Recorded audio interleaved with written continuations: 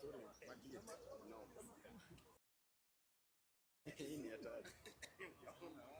is the only force. The third force. That force.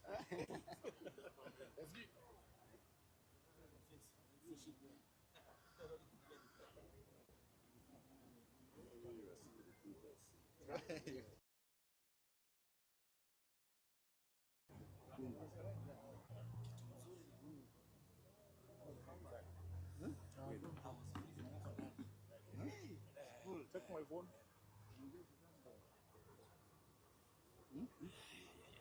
Barien. I'm just saying how to do it.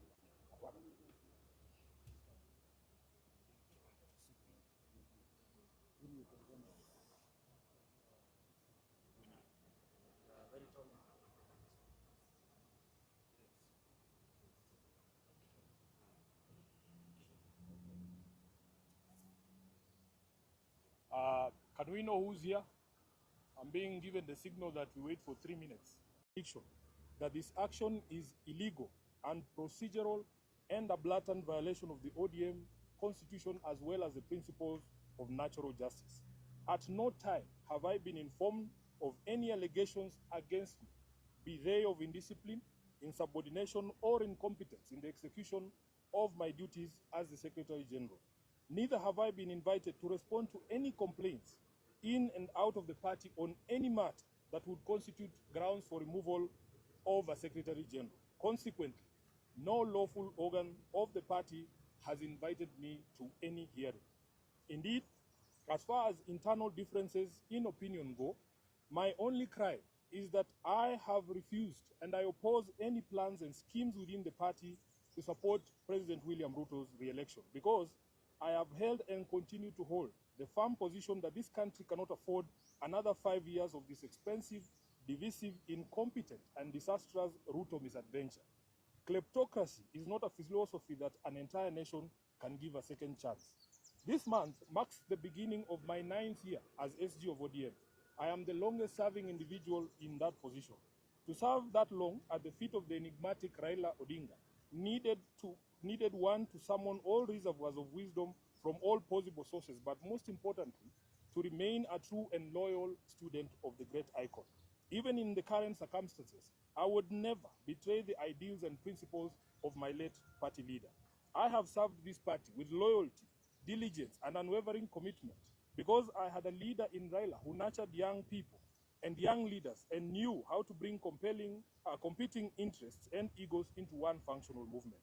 Together, we have defended the Constitution, strengthened internal party structures, and safeguarded the voice of millions of Kenyans who believe in social justice and accountable leadership. My record speaks for itself, and it always will. It is in public domain that my opposition to the party's dalliance with Ruto started long before the Right Honorable Raila passed on. He understood my reasons and accommodated them. It is also a known fact that regardless of what political deals Raila struck with different regimes, he would never have allowed his beloved party to be turned into a mere appendage of State House, where decisions are rubber-stamped after instructions are received from the regime. It is painful to note that sections of the party continue to desecrate the legacy and memory of Raila by turning this party into a theater of the illegal. Just last week, on 3rd February, a Gazette notice was released purporting to legitimize the recent changes in party leadership, with the rider asking for public input within 7 days, even though the stated date had lapsed by 3 weeks. Essentially, those who now purport to run the party are aware that, for instance, the new party leader was installed unprocedural and unconstitutional. These shortcuts and illegal edicts reflect the bad manners that progressive institutions and individuals pick up as soon as they get cozy with William Ruto. I leave it to the party members to judge if this really is the path that the Right Honorable Raila Odinga had set for us. Just 4 months after his death, we can all agree that Raila must be turning in his grave. In recent times, many respected personalities within the movement have reached out to me and the rest of the leadership, seeking a middle ground of unity, at least until the National Delegates Convention is called.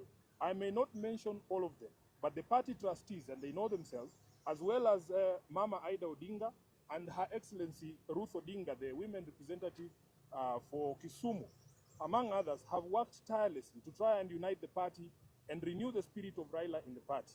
But it seems the rest of the leadership, answering to instructions from elsewhere, has been unable to embrace dialogue. I want to assure our members across the country that this is not about positions. It is about principle. It is about protecting the integrity of our party. It is about ensuring that ODM remains a democratic institution governed by rules and not by impulses. And whatever actions I take from here, obviously, after wide consultations, I will do so with my head held high, knowing full well that I have never once let down my leader, the Right Honorable Raila Odinga, or the members of this party who are its backbone. As I said in Busia, Raila did not raise cowards. He did not teach us to run away from hardship or challenges, but to confront them head-on. Our party constitution places a responsibility on us to fight for ODM, and fight we shall. Through all lawful means, we shall fight for this great institution until the very end. We will challenge every illegality in the courts of law and in the court of public opinion. Surrender is not an option for us. I urge our members to remain calm, steadfast, and committed to the ideals that brought us together. ODM is bigger than any individual, and it must remain anchored in justice, transparency, and respect for its own constitution. Even as we confront the spectacle of stagnation against progress and liberal versus conservative clashes in our politics, we shouldn't fall for the allure of easy largesse and cheap promises made to the electorate for the sole purpose of perpetuating the age-old slavery visited on citizens of this nation by a regime lacking in legitimacy. I remain a loyal member and the duly elected Secretary General of the ODM party. I remain committed to the struggle for a fair, just, and democratic Kenya. As I navigate this period, I ask for your prayers and goodwill, but most importantly, for all of you to remain vigilant in guarding the freedoms that Raila Odinga taught us never to compromise over. We are the generation that will reach Kana, as envisaged by the late Raila Amolo Odinga. Nothing will distract us from this endeavor. I am grateful to all of you for all the messages of support, and I want to assure you that we will be back to the grassroots, bigger and more energized, beginning this Sunday in Kitengela. Thank you very much, and God bless you.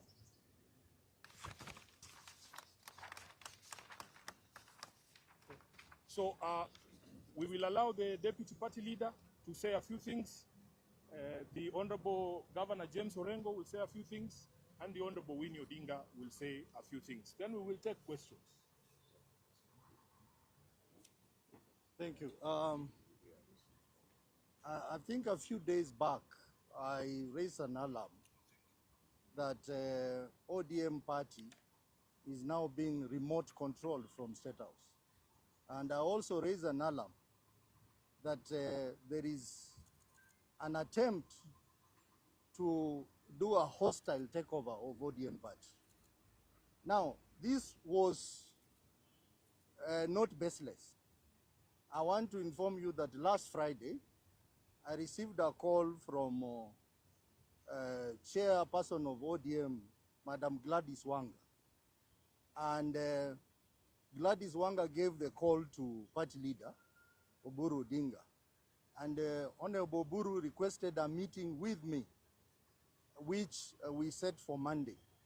And on that Monday, I requested that that meeting I attend with the Secretary General, because it is important that the top leadership of the party discuss. And Honorable Buru came to that meeting with Junet Mohammed. The meeting was held at Honorable Bosire's house. And also we had our trustee, Amos Wako. And in that meeting, we raised a number of issues. One, which we agreed that the meeting of NEC that had been scheduled for Mombasa be delayed, be postponed until we get consensus in the party. We also agreed a team of trustees led by our elders, Honorable Amos Wako, Honorable Nyang'nyong, Honorable James Orengo, Honorable Bosire, and others, continue with the mediation process in the party. I am surprised that Honorable Buru told us that he needed to consult further. That consultation, he did not consult it with other key stakeholders in the party, but they proceeded that night to State House to consult William Ruto. And that's why two of us did not attend the NEC meeting in Mombasa, because we were waiting for feedback from Honorable Buru as to whether the NEC meeting in Mombasa is happening or not. I am surprised that they went ahead and made very, very critical decision of removing Honorable Sifuna as the SG. I want to call upon the membership of this party to stand firm and resist the efforts by President William Ruto to hostilely take over this party. We will not allow him. We will not allow him to have his way. And I know that many, many other leaders are going to join this cause. So we want to ask our members, especially in our stronghold, to remain calm, that Sifuna is going nowhere. And I had said that if Sifuna goes, I will also go. I want to say that these members have agreed that we will fight the war, and we still recognize Sifuna as our legitimate Secretary General, as you will discover shortly. We want to say that there is a pair in this party which is an axis of evil. They know themselves, I'm not going to mention their name, who are working day and night to assist William Ruto to wreck this party. We will not allow you. And that's why we are saying, from this weekend, we are going to the people. We are going to our supporters, starting with Kitengela on Sunday, and on 21st, we are going to Vihiga, Kakamega, and Bungoma. So our people stay firm. We are not about to give up. We will. Thank you, ladies and gentlemen.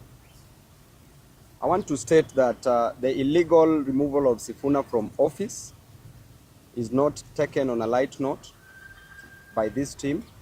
And I want to condemn the leaders who did this. We know what Baba stood for. Baba stood for justice. Baba stood for fair hearing and trial. And the meeting that took place in Mombasa was an illegal meeting.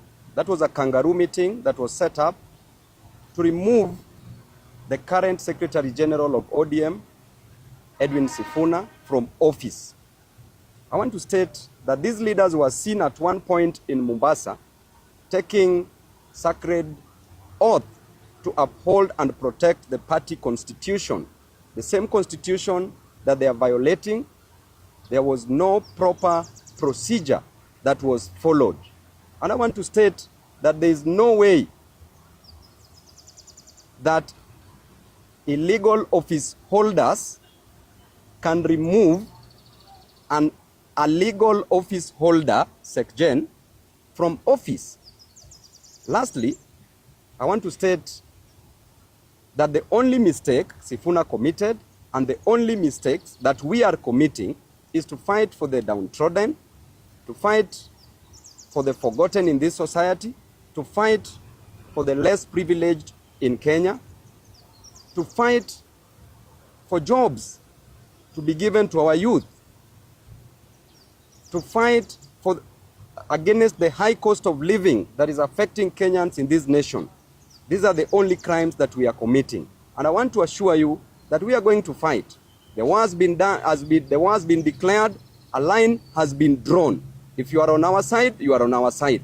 If you are on the other side, fight on the other side. But this is not going to stop anytime soon. Thank you.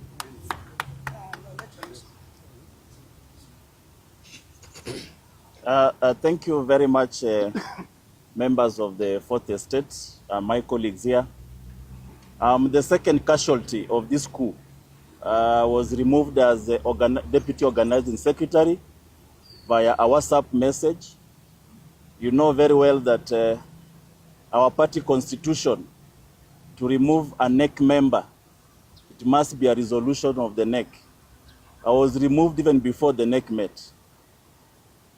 And I'm elected member of parliament on ODM ticket twice from a very volatile, extremely non-ODM zone.